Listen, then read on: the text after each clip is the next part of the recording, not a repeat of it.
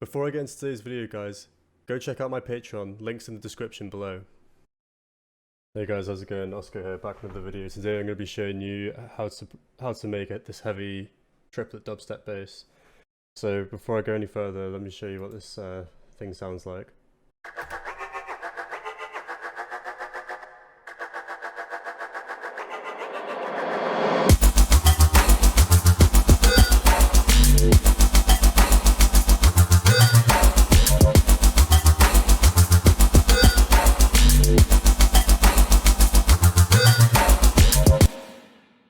Cool.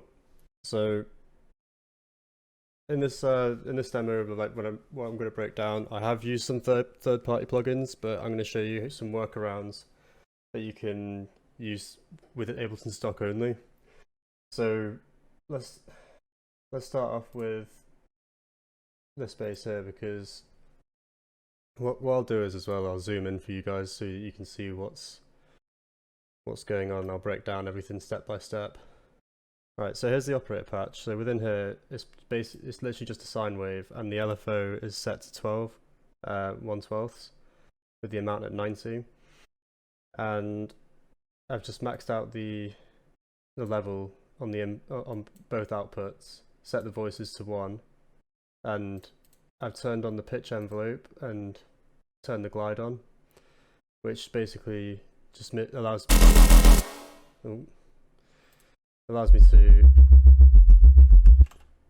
me to move the notes monophonically and have like a little glide in between the two notes. So that's basically it for this patch. I know you can see an EQ here, but there's nothing on it. If I close it down, that's for the whole chain. So if I go into this one now, the mid bass, I've got two different mid basses here. So let me just go to the default thing on each one. So I've got the attack and release set to 100 milliseconds on all these basses, including the sub. So you'll want to copy that over so that the sound is consistent. Then in this mid frequency, I've got two.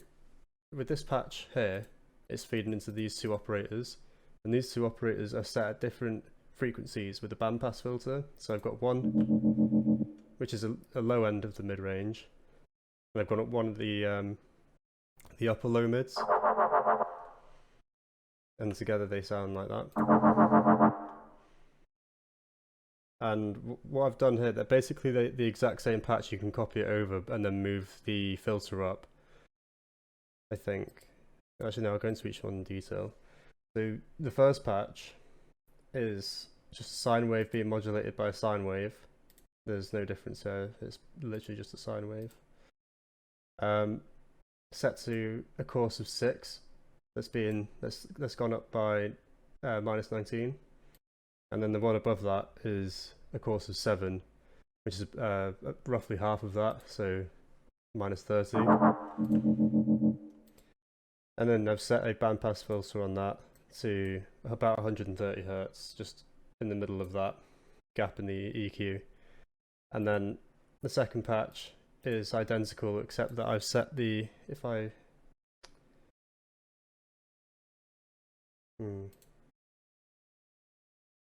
bring you guys along here, then you can see that the difference in the filter is that one is lower than the other, and that's just, you know, banding them out. And then with the pitch envelope here, I've set the spread on the one that's higher to 100% and the one that's lower to 0, and that just creates a little bit more stereo width. But also, when it's collapsed down to mono, then there's still some sounds in the middle that can sort of hold their frequency range, because sometimes playing with the spread can mess about with your mono compatibility. And then on the high end, this is basically where all the fizz and distortion is. So I've got the lower patch of the upper mid is basically the same patch as this one, I think.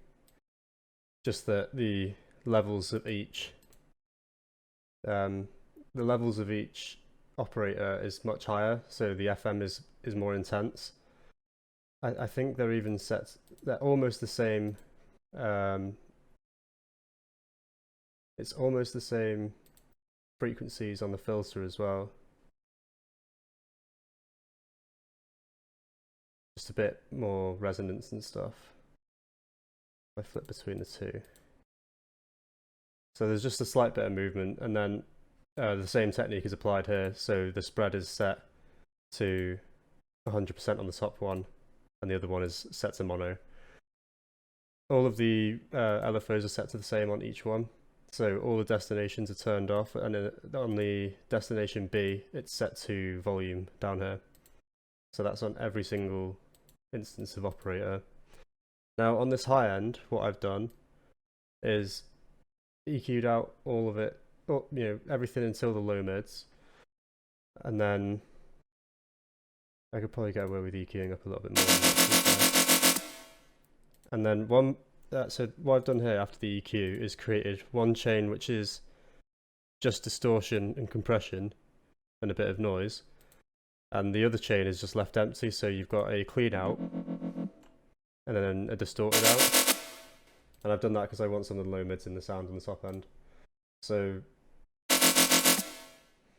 what's going on here is, in this chain, I've got an erosion that's set, the frequency is maxed out, the width is maxed out, and then the amount is set to about 30. That's going into a clean amp, so it's on the clean mode. Gain's maxed out, everything's maxed out except for the bass, that's brought down, and the output is set to dual rather than mono. That's going into a glue compressor. The glue compressor is heavily compressing the signal, and then I'm also bringing up the makeup gain to soft clip it. And then after this chain, I'm rolling off some of the high end that's been introduced by the erosion in the amp, because it was quite harsh. Then that's going into a dynamic EQ, soothe. It just takes out resonant frequencies. You can achieve the same thing by just notching out around 100 to 200 hertz, and then notching out between 4 and 8k. And then I've got a duck on the end of this. If hang on, you guys can't see this, I'll move you along. So what I've got here, if I move this down, is I've got a duck running. So this is the sound without it playing, and then this is the sound with it. So basically it's just cleaning up the LFO that's going on. And the reason I've done that is because all the LFOs are set to 90% on the synth, and if I turn it off, I can have that sound, and then when the track's playing and then I have it on, I have a tighter one. So for like drop 1, I could have a tight one, then drop 2, I could turn it off and then have it open. Now the way you achieve this in Ableton, if I turn this off, is you turn the amount on, so you get an auto pan, you turn the amount up all the way, you set the rate to beats with this little note button down here, set that to 12ths, bring the phase all the way down, set the shape to a triangle. Now that'll get you there, but then the thing is you need to change the offset by 180 degrees so that the shape starts down. If I bring this up, if you have the offset set like this, the sound will start from the top, but the LFO is starting from the bottom. So you want to bring that up to 180, and that means the LFO will start from there.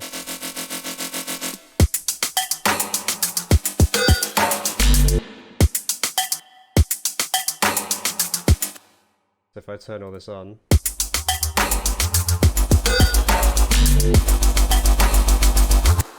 but then I'll need to set that to 12ths.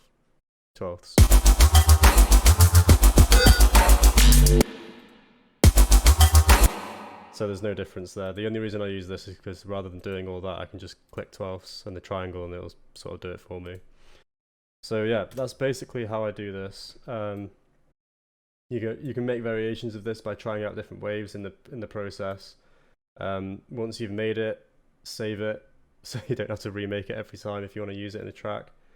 And yeah, that's how to make a heavy triplet bass in Operator. I hope you like the video, guys. If you want more content, or if you want to see more stuff like this, hit the subscribe button, hit the like button, leave a comment for a future video suggestion. If there's a bass that you want me to make based on a specific track, I'll be doing a few more of these next week. If you want to see more content like this, you should check out my Patreon channel. I do weekly live streams on there. You get to see directly behind one of my tracks. Well, whatever tracks I'm working on at that given time. Like, you get to see full behind the scenes. You get to chat to me directly, and I can answer any questions for you. And there's different tiers based on different things. So if you're on the lowest tier, you'll get an extra video a week. If you're on the second tier, you'll get 2 to 3 extra videos a week and an exclusive live stream. And if you're on the top tier, then you get once a month you'll get a private lesson from me, and I'll basically go into anything from mixing, mastering, sound design, building up your artist portfolio, whatever you want. Like, I can give you a one-to-one for a little over an hour. So yeah, I'll see you in the next video, guys. Peace.